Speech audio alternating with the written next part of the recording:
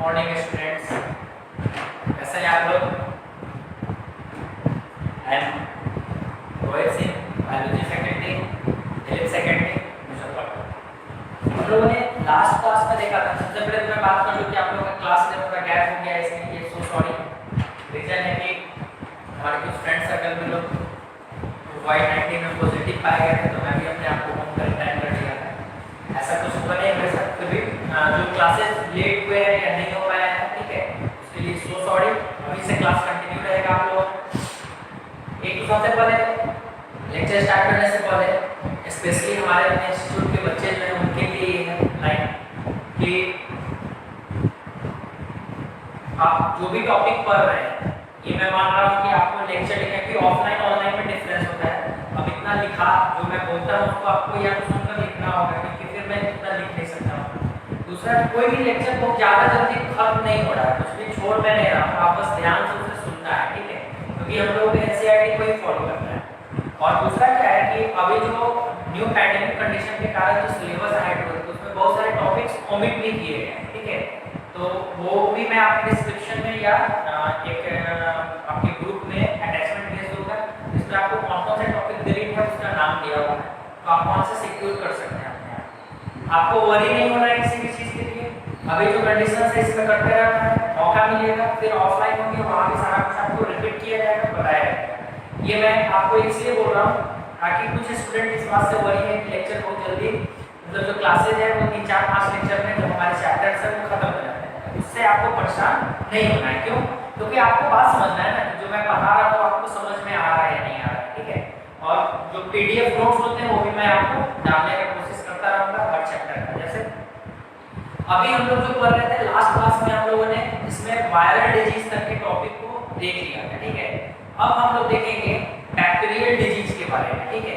तो bacterial disease की जैसे हम लोग बात करते हैं, तो बैक्टीरियल डिजीज में जो हम लोग को देखना है, तो फिर से वही फंडा यूज करेंगे जो वायरल डिजीज हम लोगों ने किया था। एक ब्लॉक बनाएंगे, ब्लॉक के साथ ही सारे का हम लोग बैक्टीरियल डिजीज का नाम, कौन से बैक्टीरिया से होगा वो नाम, उसका मोड ऑफ इन्फेक्शन, उसका सिम्टम, उसका प्रिवेंशन और क्योर, सारा कुछ हम लोग एक ही साथ देखते हुए चलेंगे, ठीक है। तो लेक्चर्स जैसे आधे घंटे का जो लेक्चर्स होता है 25 मिनट्स का होता है, वो आपके लिए मोर और लेस आपकी ऑफलाइन क्लास के 1.5 आवर के बराबर होता है। क्यों? क्योंकि यहाँ मैं सिर्फ बोल रहा हूँ और आपको सुनना है, ठीक है। तो आपको ये चीज ध्यान में रखना है कि जो लेक्चर्स है उसको कंसिडरली 2, 3, 4 बार भी सुनना पड़े तो उससे बोर नहीं होना है, क्योंकि आप 4 बार सुनोगे तो भी आपको ये याद होगा, ठीक है। और आपके याद होने से आपका टॉपिक क्लियर होगा, क्योंकि ये मैथ्स है नहीं कि क्वेश्चंस मिल गए, फार्मूला मिल गया रूप में, जितने बार आप सुनोगे उतना बार आपके लिए बेनिफिशियल रहेगा। ओके, वंस अगेन फिर से वार्म गुड मॉर्निंग। जितना आप जोश में पढ़ेंगे उतना बढ़िया रहेगा। ओके, तो देखते हैं हम लोग अभी से बैक्टीरियल डिजीज। तो बैक्टीरियल में सबसे पहला हम लोग के पास पॉइंट है कि डिजीज के नेम, ठीक है। दूसरा पॉइंट है बैक्टीरिया जिससे वो डिजीज होगा, ठीक है। तीसरा पॉइंट हम लोग का mode of infection, mode of infection, ठीक है। फोर्थ नंबर हम लोग का है सिम्टम्स, एंड फिफ्थ नंबर जो हम लोग का है वो है प्रिवेंशन एंड क्योर, ठीक है। तो सबसे फर्स्ट थिंग ये है कि आपको ध्यान रखना है कि कुछ ऐसे पॉइंट्स पे लेक्चर को इन किया जाता है, जैसे 26-27 मिनट या 35 मिनट या 36 मिनट पे इन कर दिया जाता है।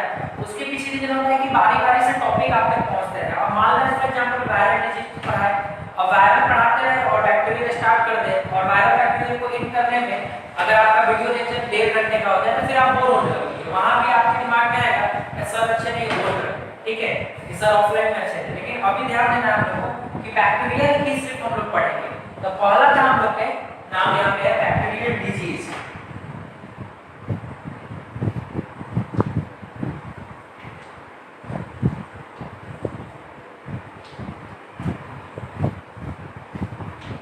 बैक्टीरियल डिजीज,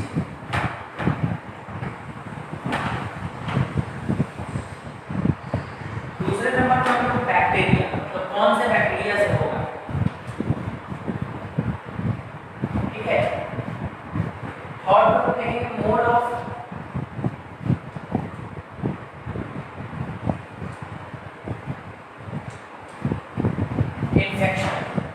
क्या है, mode of infection. Fourth number का सिम्टम,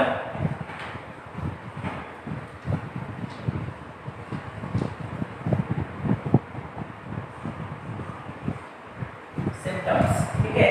थर्ड नंबर का फोर्थ क्या होगा, सिम्टम्स। फोर्थ हम लोग का जो है, इसके बाद हम लोग का प्रिवेंशन एंड क्योर, क्या है, प्रिवेंशन एंड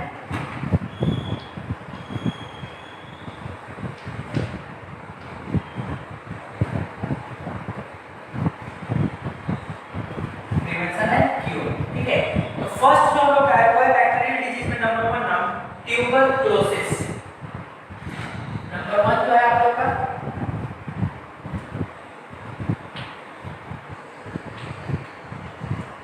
इसको हम लोग टीबी के नाम से भी जानते हैं। किस नाम से जानते हैं ट्यूबरक्लोसिस को? टीबी के नाम से जानते हैं। इसका दूसरा नाम है कोचे डिजीज। क्या नाम है? कोचे डिजीज। कोचेस डिजीज, इसका एक और नाम है कोचेस डिजीज। अब कौन सा बैक्टीरिया है जिससे ये इन्फेक्शन होता है? तो उसका नाम है Mycobacterium tuberculosis. Mycobacterium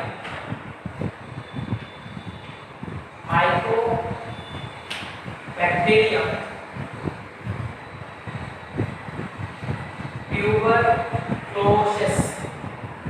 Mycobacterium tuberculosis, ये हम लोग का नाम है हमारे डिजीज का, ट्यूबरक्लोसिस, CULO क्लोसिस, ठीक है। तो बैक्टीरियल डिजीज पहला देखिए, ट्यूबरक्लोसिस कौन से बैक्टीरिया से होता है? माइकोबैक्टीरियम ट्यूबरक्लोसिस से होता है। मोड ऑफ इन्फेक्शन क्या है? Inhaling infected droplets. क्या है? इनहेलिंग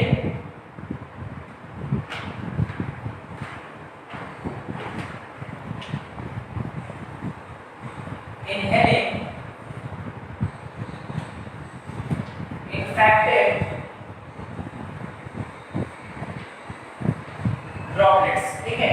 मतलब जो भी infected droplets है उनके inhale करने से होगा। इसका होगा released by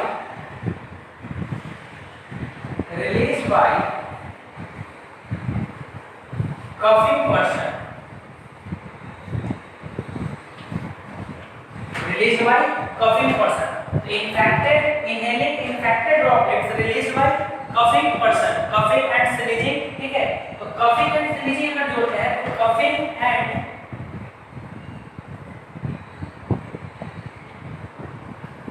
sneezing infected person, coughing and sneezing infected person। तो ये इनके मोड ऑफ इन्फेक्शन है। और जैसे मान लो हम इन्फेक्टेड है, ठीक है, अब हमने अभी आप देख रहे हो कि कोविड-19 वही चीज है, छींक लेने से, ठीक है, या टच कर रहे हो बार-बार उस चीज से हो रहा है। तो inhaling infected droplets released by coughing and sneezing infected person. अब सिम्टम्स क्या-क्या है इसके? तो प्रोलॉन्ग्ड लो फीवर, क्या रहेगा?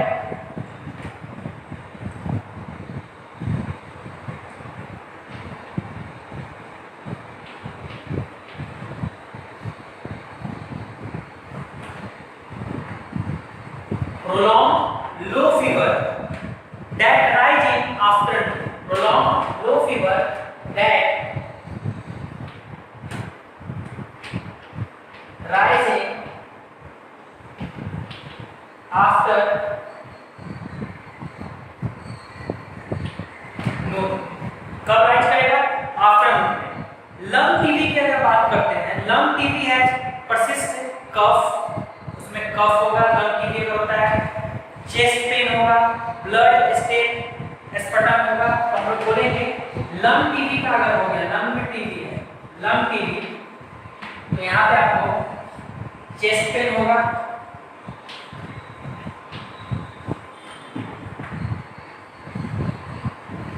कफिंग रहेगा, ठीक है।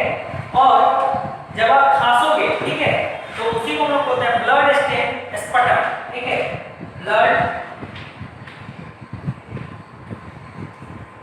स्टेन स्पटम। जब आप खांसोगे तो आपको ब्लड भी आएगा खांसी के साथ, ठीक है। अगर लिम्फ ग्लैंड में टीबी होता है तो lymph gland TB has secretion and swelling of lymph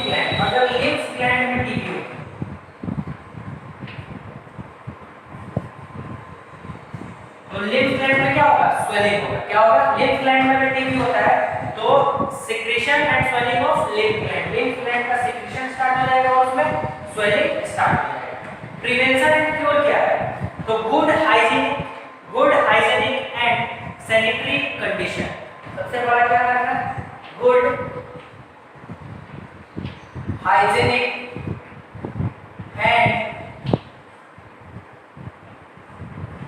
sanitary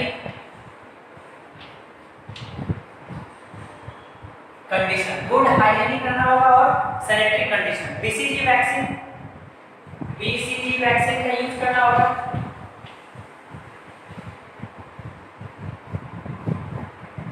इसका यूज करना होगा।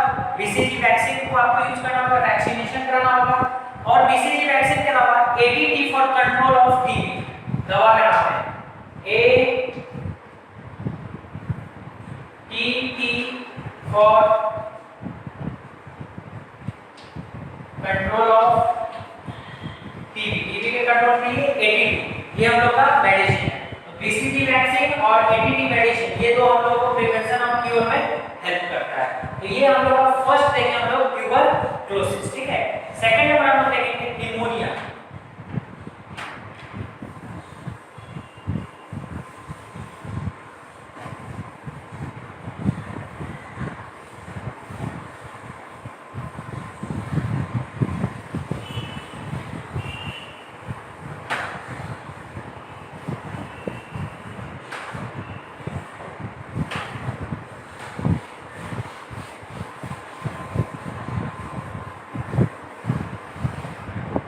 सेकंड नंबर जो हम लोग पैरा को देखना है हम लोग को निमोनिया।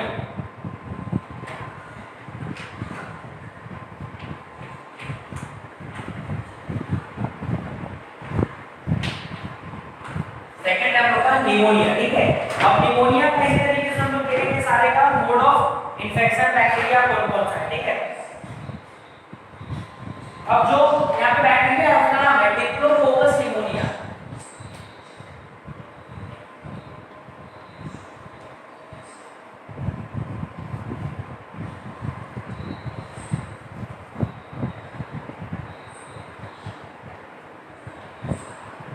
ये जो लोग का है डिजीज का नाम क्या है? जो बैक्टीरिया का नाम है diplococcus pneumonia. Mode of infection इसका क्या है? स्प्रेड बाय इन्फेक्टेड ड्रॉपलेट्स, इसका भी वही है spread by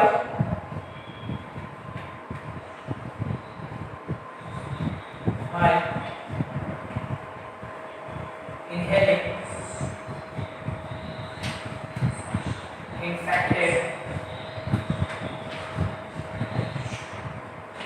droplets, spread by inhaling infected droplets। infected droplets के inhaling के कारण होगा तो और वो कहां से होगा? Release by coughing and sneezing, ठीक है। फिर नेक्स्ट पॉइंट हमारे पास सिम्टम पे आते हैं। इन्फ्लेमेशन ऑफ लंग्स, इसका सिम्टम क्या हो जाएगा? Inflammation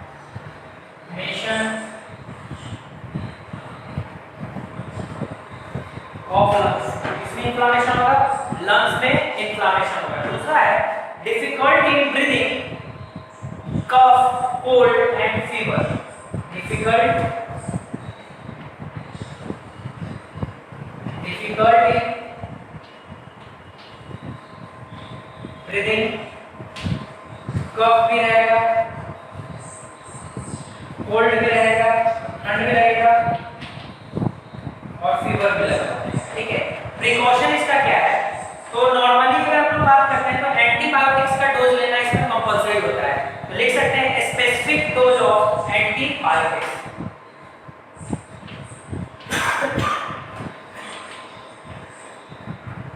dose of antibiotics at example penicillin, ठीक है। हम लोग किसका ले सकते हैं?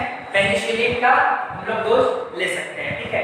या good personal hygiene and sanitary condition, ये इंपॉर्टेंट है।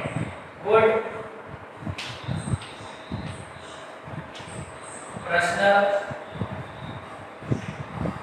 हाइजीन एंड सैनिटरी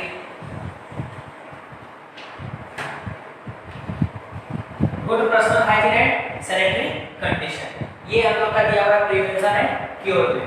तो याद रखेंगे निमोनिया किससे हो रहा है, तो डिप्लोकोकस निमोनिया से हो रहा है। मोड ऑफ इन्फेक्शन क्या है, spread by inhaling infected droplets. Symptoms क्या है, इन्फ्लेमेशन ऑफ लंग्स, लंग्स में इन्फ्लेमेशन होगा।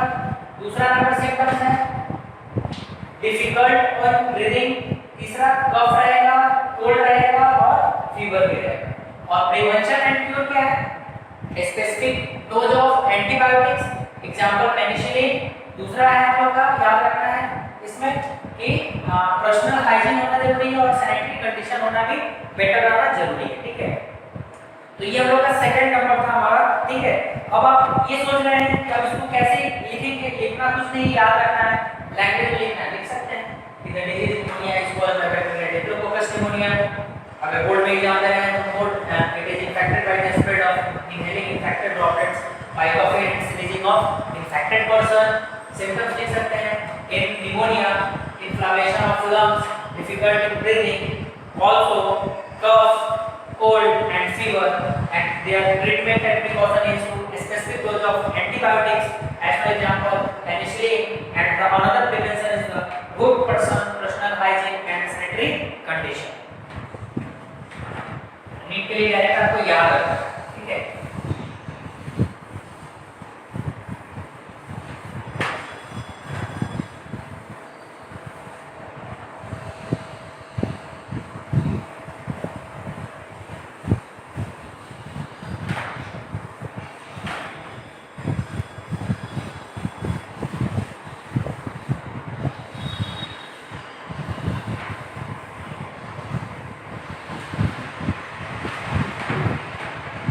नेक्स्ट हम लोग को पढ़ना है cholera, third number cholera.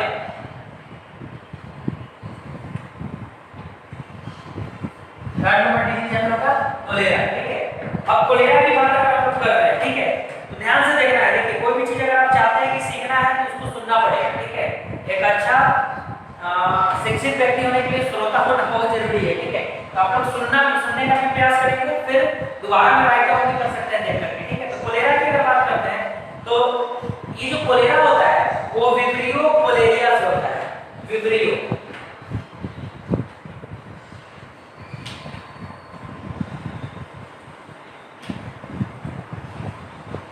Cholera जो था वो विब्रियो कोलेरिया से होता है। मोड ऑफ इन्फेक्शन की अगर हम लोग बात करते हैं, किसकी बात करते हैं, मोड ऑफ इन्फेक्शन की। तो मोड ऑफ इन्फेक्शन इसका कंटामिनेटेड वाटर है, फूड है और स्प्रेड थ्रू हाउस फ्लाइज भी है। तो किससे है, कंटामिनेटेड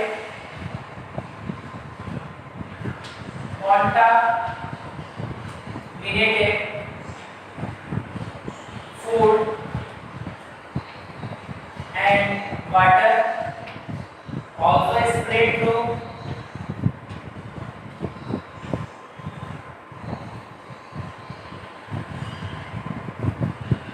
हाउस फ्लाइज। किसके थ्रू स्प्रेड करेगा, हाउस फ्लाइज के थ्रू स्प्रेड करेगा। अब मोड ऑफ इन्फेक्शन के बाद अगर कोलेरा की बात करते हैं हम लोग कि सिम्टम्स क्या क्या है कोलेरा का, तो वाटरी डायरिया हो सकता है, मतलब कि वोमिटिंग और लूज मोशन में पानी आ सकते हैं।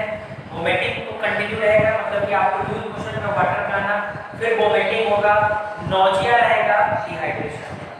इसका सिम्टम्स क्या क्या है, वाटरी,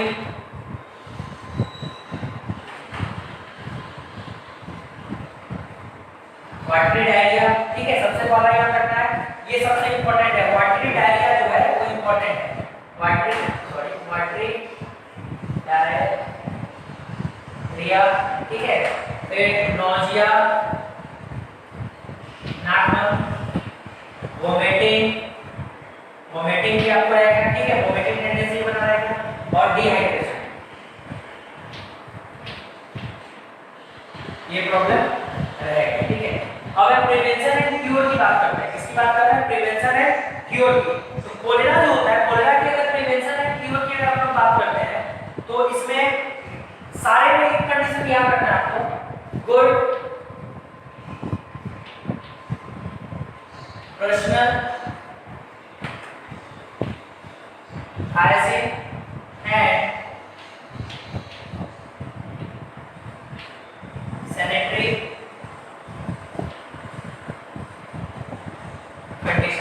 गुड पर्सनल हाइजीन और सैनिटरी कंडीशन, तो ये आपको एनुअल बैक्टीरियल डिजीज में सब में मिलेगा। दूसरा कोलेरा का वैक्सीन लेंगे, कोलेरा वैक्सीन फॉर प्रिवेंशन, तो लिख सकते हैं हम लोग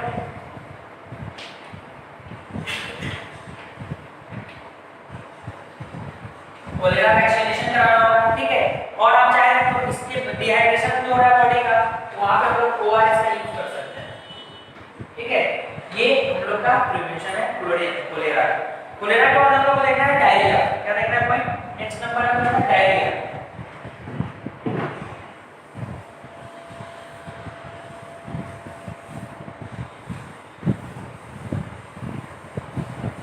ठीक है, अब बात कर रहे हैं हम लोग डायरिया की बात कर रहे हैं, ठीक है। तो डायरिया जो होता है वो ई कोली से होता है या सिंगेला बैक्टीरिया से होता है। तो डायरिया की अगर बात कर रहे हैं,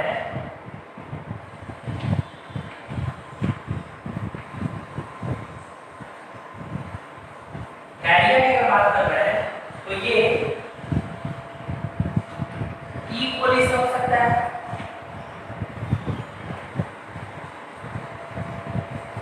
सिंगेला बैक्टीरिया से हो सकता है,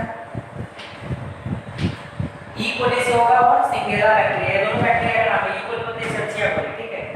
वायरस से भी होता है और प्रोटोजोआ से भी होता है, तो ये एक्स्ट्रा में लिख देना है। वायरस से भी होगा और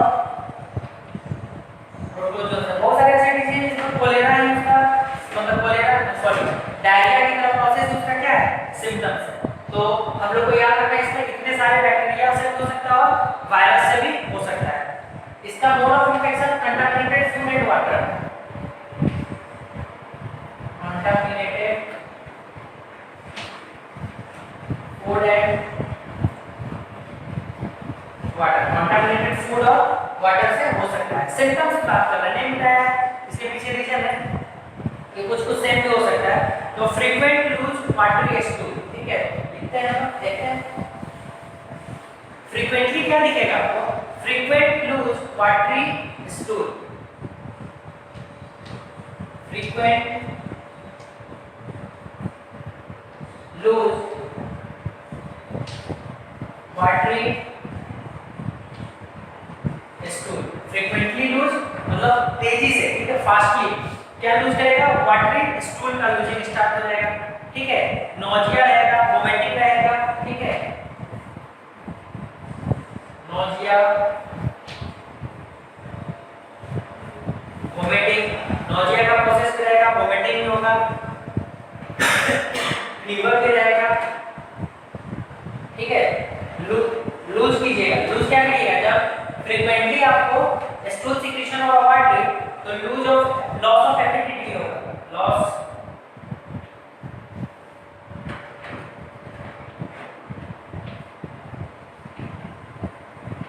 मतलब चिड़चिड़े जल्दी हो जाओगे, ठीक है। उसके बाद पेन, स्टमक पेन रहेगा, ठीक है, डिहाइड्रेशन रहेगा, वेट लॉस होगा, स्टमक पेन,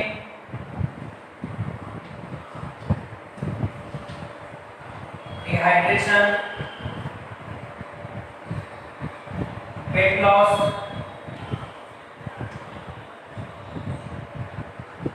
ठीक है। अब आते हैं प्रिवेंशन एंड क्योर की तरफ। तो जैसे बाकी में हम लोग देख रहे थे प्रिवेंशन क्योर, यहाँ पर पर्सनल हाइजीन और सैनिटरी कंडीशन तो रहेगा ही, ठीक है। उसके बाद ओआरएस का हम लोग यहाँ पे यूज करेंगे, ठीक है। Dose of antibiotics and anti diarrhoeal drugs, ठीक है। तो हम लोग क्या करेंगे, एक पॉइंट यहाँ से करते हैं, ओआरएस का तो यूज करेंगे ही, एंटीबायोटिक्स भी लेंगे, एंटीबायोटिक्स और डायरियल डोज भी लेंगे, जो इसके मेडिसिन होंगे वो हम लोग इसका यूज करेंगे, ठीक है। तो जैसे हम लोग यूज करेंगे तो जो दवा आते हैं वो प्रिस्क्रिप्शन डॉक्टर्स के थ्रू आपको लिखा जाएगा, उसका यूज कर सकते हैं। डायरिया के बाद हम लोग को देखना है टेटनस। नेक्स्ट नंबर 5 होगा मेरे ख्याल से।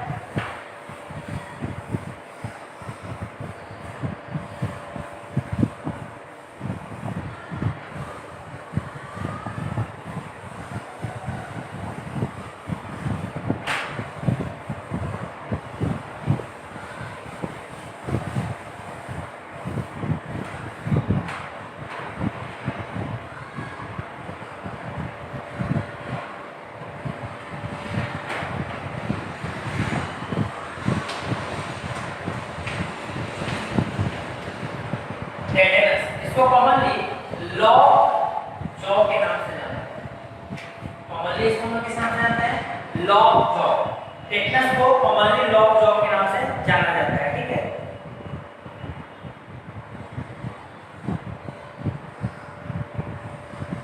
अब जो है इसके जो स्पोर्स होते हैं, ठीक है, spores can survive for year in dust and soil and are resist to boiling the they die only by autoclaving. यानी कि जो स्पोर्स होते हैं वो बहुत दिनों तक, ठीक है, मतलब सालों तक डस्ट में और सॉइल में प्रेजेंट होते हैं, जो कि रेसिस्ट करते हैं बॉइलिंग के कारण, और फिर जाके आगे वो क्या करते हैं? Finally die by the autoclaving, ठीक है। ऑटोक्लेविंग जब वो जैसे कट गया, मिट्टी लग गया, आपने इंजेक्शन नहीं लिया टेटनस का, ठीक है, टेटनैक का इंजेक्शन, तो वो आपको पता नहीं चलेगा उस टाइम में। तो कुछ सालों के बाद, कुछ दिनों के बाद, कुछ महीनों के बाद भी आपको क्या होगा? वहां पे इन्फेक्शन स्टार्ट हो जाएगा और आप फाइनली मर जाओगे। तो वो होता है बैक्टीरिया के कारण। कौन सा बैक्टीरिया?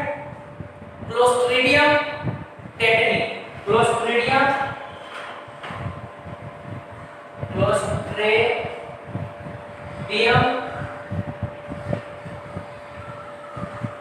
टेटनी किसके कारण होता है? क्लोस्ट्रीडियम टेटनी के कारण होता है। मोड ऑफ इन्फेक्शन क्या है? Bacteria enter the body through wound and injury by accident. क्या करेंगे? बैक्टीरिया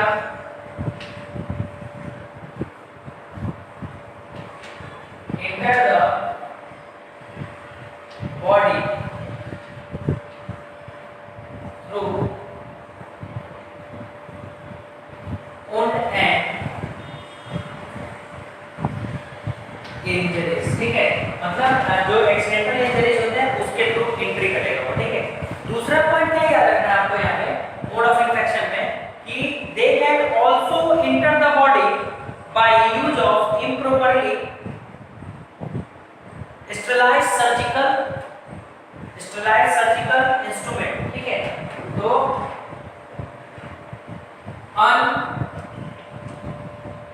अनस्टेरिलाइज्ड सर्जिकल इंस्ट्रूमेंट के कारण भी आपको ये प्रॉब्लम हो सकता है, ये मतलब ट्रांसफर हो सकता है। किसी का यूज किया हो उसके कारण भी आपको ये ट्रांसफर की प्रॉब्लम देखने को मिल सकता है। दूसरा, account for infant mortality rate as infant may get it due to unsterilised instrument or unhygienic condition at the birth. दूसरा क्या है कि इन्फेंट के केस में, किसके केस में? इन्फेंट केस में हम देखने को मिलेगा कि जो बर्थ प्लेस है, ठीक है, जो बर्थ प्लेस है, यानी कि बोल सकते हैं unhygienic condition at birth. Birth का जो कंडीशन है वो अनहाइजीनिक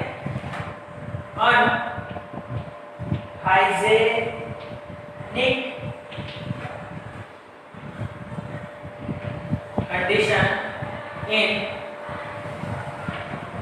बर्थ, या बर्थ के टाइम जो इंस्ट्रूमेंट वगैरह यूज कर किया गया अनस्टेरिलाइज्ड, उसके कारण भी हो सकता है। यहाँ पे जो इसका सिम्टम्स है तो वो है conversion and paralysis of muscle, conversion and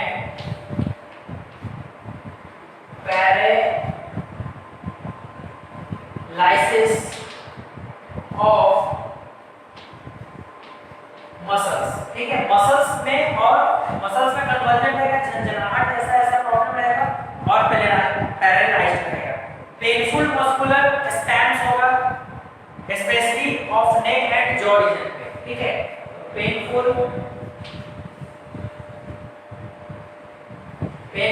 spams in neck and jaw region, गर्दन के पास और जॉ के पास पेनफुल इन्फेक्शन मिलेगा।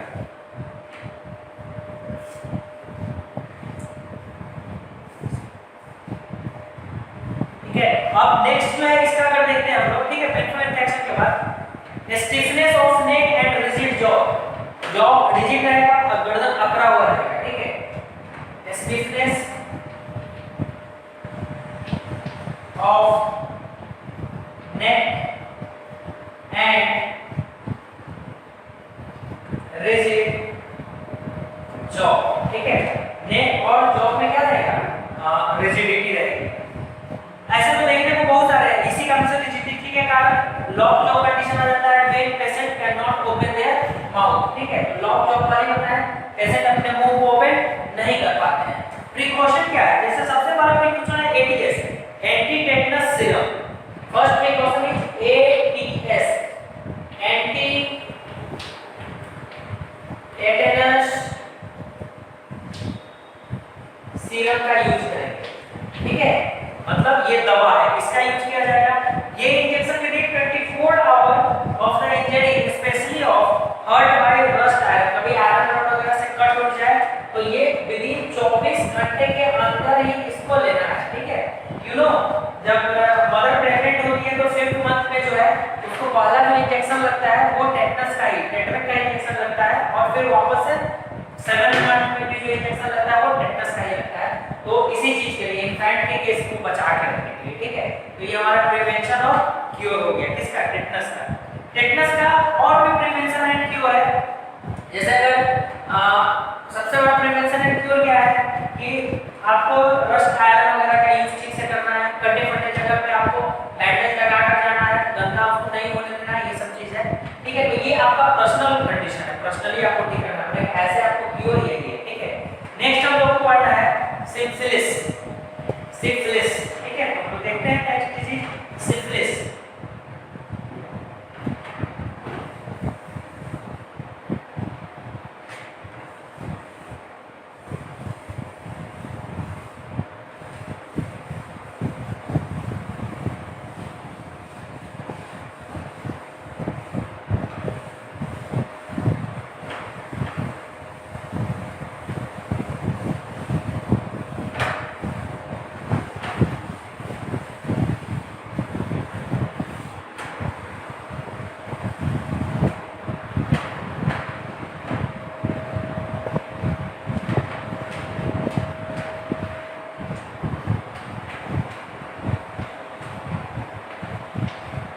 नेक्स्ट हम लोग देखते हैं यहाँ से सिफिलिस, ठीक है। सिफिलिस के बारे में बताया गया है कि ये वेनरल डिजीज है, वेनरल,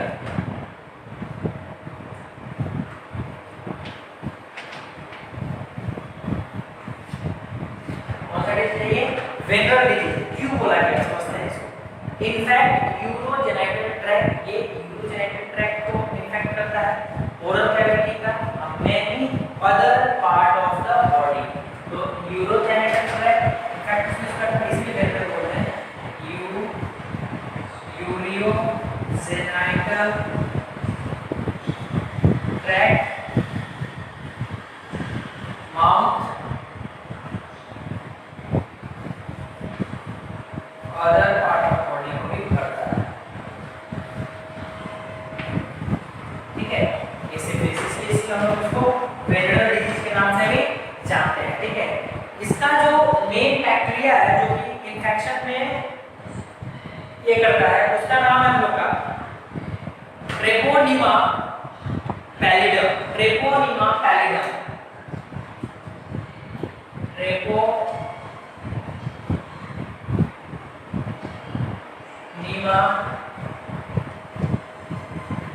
पैलिडम, ट्रेपोनिमा पैलिडम। इस डिजीज का नाम क्या है, ट्रेपोनिमा पैलिडम, ठीक है। अब अगर इसकी बात करते हैं तो ये एक्चुअली में जो है ये एसटीडीएस, ठीक है, एसटीडीएस डिजीज है, सेक्सुअली ट्रांसमिटेड डिजीज। और इसी में और चीज है, गोनेरिया है, syphilis can easily detected by blood test. इसको हम लोग इजीली ब्लड टेस्ट से भी डिटेक्ट कर सकते हैं, ह्यूमन रिप्रोडक्टिव हेल्थ में आपको बताया गया है, ठीक है। अब अगर मोड ऑफ इन्फेक्शन की अगर इसकी बात करते हैं तो ये एसटीडीएस है, तो सेक्सुअल ट्रांसमिटेड डिजीज है, ये तो क्लियर हो गया। तो एसटीडीएस है, और दूसरा क्या है, ये वेनरल डिजीज है, spread by sexual contact with infected person, spread by sexual contact with infected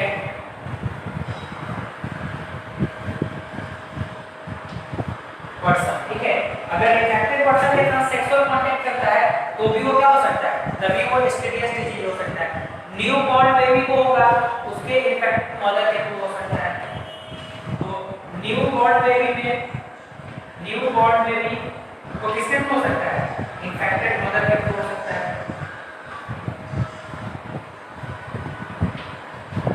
new born baby को इन्फेक्टेड मदर के थ्रू ये इन्फेक्शन हो सकता है, ठीक है।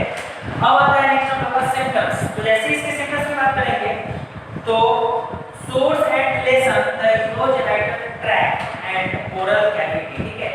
Source and lessons in urogenital tract और ओरल कैविटी। शॉर्ट में लिखा है source and lessons in urogenital tract and oral cavity. Next हम लोग का प्रिकॉशन। प्रिकॉशन क्या है? स्पेसिफिक, स्पेशली इसके प्रिकॉशन के लिए हम लोग सल्फा ड्रग का यूज करते हैं। सल्फा ड्रग इसका यूज किया जाता है, स्पेशली सल्फा ड्रग का यूज करते हैं। और antibiotics control the infection. Antibiotics control the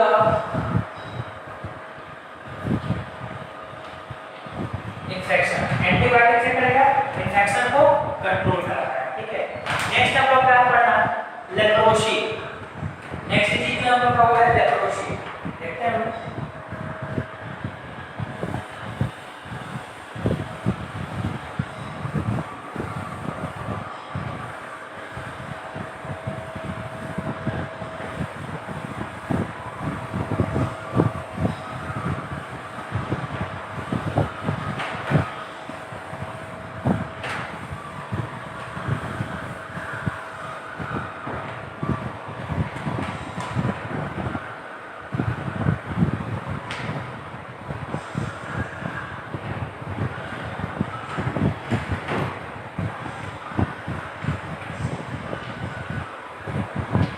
next disease है आपका लेप्रोसी, ओके।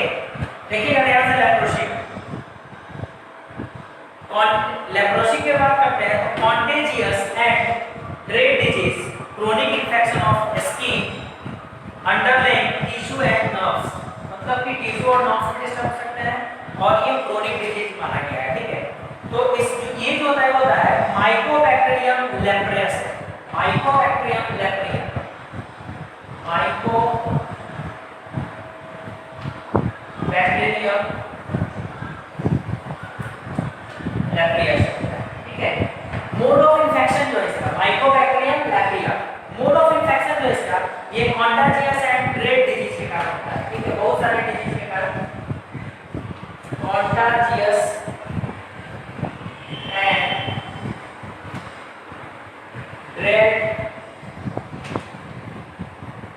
डिजीज के कारण होता है, ठीक है। इसके कारण कॉन्टाजियस एंड ड्रेड डिजीज के कारण ये प्रॉब्लम होता है, ठीक है। ये स्प्रेड जो करता है, spread through long and close contact with infected person. Spread through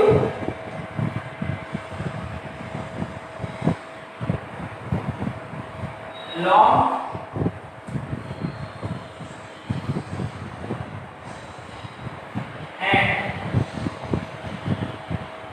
close contact to infected person, ठीक है। ये लॉन्ग एंड क्लोज कांटेक्ट करता है किसके साथ? इन्फेक्टेड पर्सन के साथ, तभी ये हो सकता है। दूसरा इंक्यूबेशन पीरियड जो इसका माना गया है मे बी 5 इयर्स तक, मतलब 5 सालों तक ये चीज रह सकता है। इंक्यूबेशन पीरियड जो है इसका वो 5 इयर्स माना गया, ठीक है। 5 सालों तक ये मतलब रेसिस्ट कर सकता है बॉडी के साथ, ठीक है। सिम्टम्स की बात करते हैं तो फॉर्मेशन इसके कारण अल्सर का फॉर्मेशन हो सकता है, नोडुलस बन सकता है, तो फॉर्मेशन ऑफ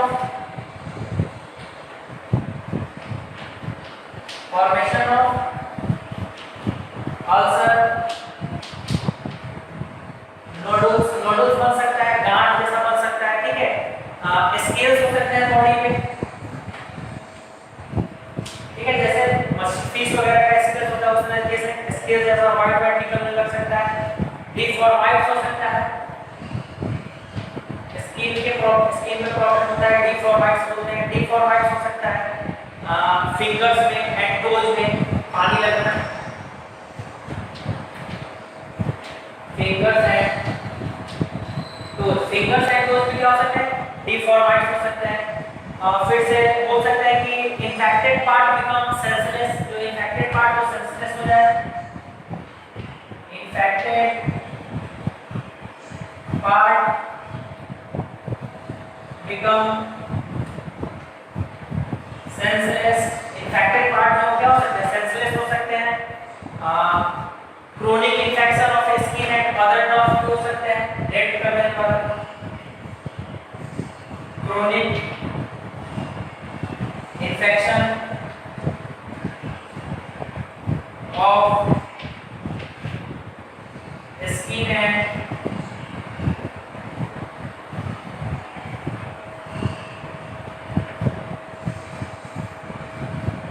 नर्व्स, ठीक है, ये इतना प्रॉब्लम, ठीक है, स्किन एंड अदर नर्व्स, ठीक है। अब आता है प्रिवेंशन, ठीक, क्या बोला, formation of ulcer, nodules, scale, deformed finger and toes, पानी वगैरह फिंगर और टोज में पानी खाने देते हैं, हो जाना स्किन रिंकल टाइप से वो हो जाना, स्केल्स व्हाइट टाइप से लेयर निकलने लगना, नोडल्स गांठ का बन जाना, ठीक है, और फिर अल्सर, अल्सर मतलब इंटरनल डिजीज होता है, ट्यूब वगैरह हो जाता है, ब्लीडिंग स्टार्ट हो जाता है, ये सारा प्रॉब्लम हो सकता है। अब आता है इसका प्रिवेंशन एंड क्योर की बात कर रहे हैं, ठीक है। तो प्रोलॉन्ग यूज ऑफ ड्रग, इसमें ड्रग का यूज करना पड़ेगा, ड्रग का नाम है डैप्सोन, डैप्सोन एंड दूसरा जो ड्रग है वो भी इसको अरेस्ट कर सकता है, मेनली जो ड्रग है वो है डैप्सोन, डैप्सोन ड्रग्स का यूज करना पड़ेगा आपको इसको ठीक करने के लिए। चिल्ड्रन को आइसोलेट रखना पड़ेगा लेप्री पैरेंट से, early in the life also grow into, early in the life also grow into normal healthy individual, ठीक है, मतलब कि बच्चों को जो लेप्री पैरेंट से उनसे दूर रखना होगा, मैं लिख देगा आप सुन लो। फिर rehabilitation of cured patient, social stigma to be remove by education, पढ़ा लिखा लोगों को या उसको समझा बुझाकर इन सब चीजों में रखना है, रिहैबिलिटेशन जगह पर रखना है। Can be prevent by active immunisation, और बॉडी के अंदर एक्टिव इम्यूनाइजेशन इंजेक्शन देकर भी उसको ठीक किया जा सकता है, वो इम्यूनाइजेशन में आपको मैं बताऊंगा एक्टिव इम्यूनाइजेशन, क्लियर। अब अगर हम बात करते हैं अकॉर्डिंग टू WHO, इसके लिए अकॉर्डिंग टू WHO अगर बात की जाती है तो 10 million people are affected by it all over the world, मतलब कि 10 मिलियन पीपल पूरे वर्ल्ड में अफेक्टेड होते हैं इससे, और large number which are present in Asia and Africa, सबसे ज्यादा जो है वो कहां पे हो रहा है, एशिया और अफ्रीका में हो रहा है। It is a declared disease due to social stigma attachment to it, और ये सोशल अटैचमेंट के कारण ही हो रहा है। जस्ट लेप्रोसी बैक्टीरियल है और आपका कोविड-19 क्या है, वायरल है, ये भी सोशल अटैचमेंट के कारण ही हो रहा है, ठीक है, लोग दूरी नहीं बना रहे हैं, ठीक है, ये सब चीजों के कारण। लास्ट डिजीज इसमें हम लोग को पढ़ना है वो भी एसटीडीएस ही है, गोनोरिया, ठीक है, आपको मैंने वहां भी बोला था, नाम तो बताया था चैप्टर 4 में, तो बोला था कि डिजीज भी इसका डिटेल में बता।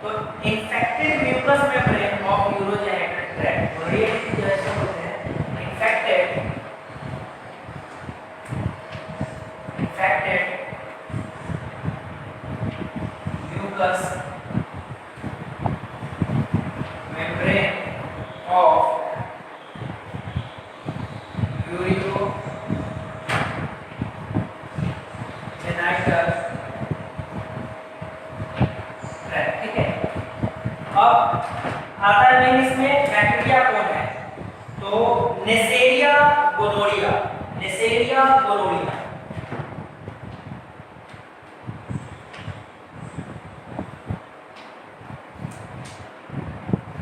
बैक्टीरिया का नाम है नेसेरिया गोनोरिया, ठीक है।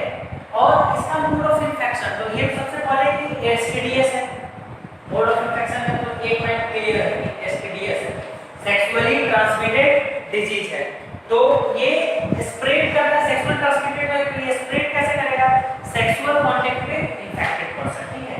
सिम्टम्स की अगर हम लोग बात करते हैं इसमें, ठीक है, तो सिम्टम्स की अगर बात की जाती है तो इसमें आपको आएगा inflammation of mucous membrane of urogenital tract. तो सबसे पहले एक तो समझ गए कि यूरोजेनाइटल ट्रैक्ट है, तो डायरेक्ट में लिखना इन्फ्लेमेशन है, इन्फ्लेमेशन वाला, ठीक है, इसमें यूरोजेनाइटल ट्रैक्ट में। दूसरा है कि infection by spread to other part of body and cause arthritis, ठीक है। तो ये इन्फेक्शन बढ़ेगा और क्या कर सकता है? आर्थराइटिस, जहां जॉइंट्स होते हैं उसमें पेन भी होना स्टार्ट हो सकता है, ठीक है। ये फीमेल को स्टेराइल भी कर सकती है, स्टेराइल फीमेल, अगर ये डिजीज हो जाए फीमेल में तो फीमेल क्या हो सकती है? स्टेराइल भी हो सकती है। Children of afflicted mother often suffer eye infection, अगर मां को इन्फेक्शन है, मदर अगर इन्फेक्टेड है, मदर इन्फेक्टेड, तो उसका जो चाइल्ड होगा उसको आई प्रॉब्लम हो सकता है, उसको क्या हो सकता है? आई प्रॉब्लम हो सकता है। प्रिवेंशन एंड क्योर की बात करते हैं अगर हम लोग, तो इसको हम लोग सल्फा ड्रग से ठीक कर सकते हैं और एंटीबायोटिक के हेल्प से। तो सल्फा ड्रग्स का यूज करेंगे और एंटीबायोटिक्स का यूज करके हम लोग इसको क्या कर सकते हैं? ठीक कर सकते हैं, ठीक है। तो इनफैक्ट जो हम लोग बैक्टीरियल डिजीज देखे थे, ये हम लोग को इतना सारा बैक्टीरियल डिजीज के बारे में देखना था, तो ये सारा हम लोगों ने देखा। लेकिन अगर आपको एक बात होता है, नॉर्मली टिपिकल निमोनिया की अगर बात करते हैं, आप लोग अपने पीछे जो नोट किए उसमें जाएंगे तो देखेंगे कि नॉर्मली अगर टिपिकल निमोनिया की बात करते हैं हम लोग, ठीक है, तो ऑफ्टन उसको हम लोग वॉकिंग निमोनिया के नाम से जानते हैं। टिपिकल निमोनिया को हम लोग किस नाम से जानते हैं? Walking pneumonia, or caused by bacteria such as legionella pneumophila, legionella pneumophila, mycoplasma pneumophila and chlamydophila pneumonia. मतलब नॉर्मली ये सब भी निमोनिया बैक्टीरिया है जिससे निमोनिया होता है, इसको हम लोग टिपिकल निमोनिया के नाम से जानते हैं, ठीक है। तो ये थोड़ा सा नॉलेज था निमोनिया के बारे में। लास्ट हम लोगों ने वायरल डिजीज के बारे में देखा था, वायरल में बहुत सारा पॉइंट्स आया था हम लोग को, तो हम लोग अलग अलग करके उसको देखे थे, ठीक है।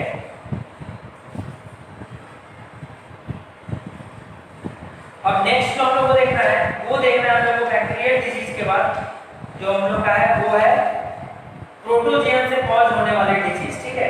कि प्रोटोजोन से कौन कौन से डिजीज होते हैं इसके बारे में हम लोग को देखना है, ठीक है।